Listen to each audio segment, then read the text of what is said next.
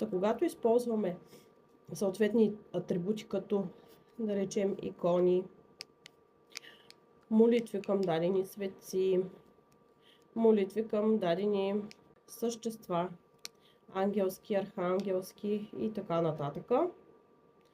Също така божествени наименования, названия, образи.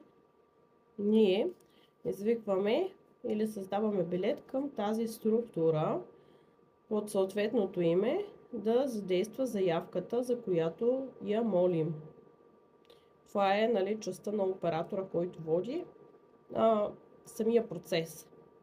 Така, когато се работи с тези ядра, те изискват съответно и енергообмен. Създават се и банки, където се складират енергийни запаси, създават се архиви на съответните полета, които се подключват, и всичко това се случва на етерно ниво.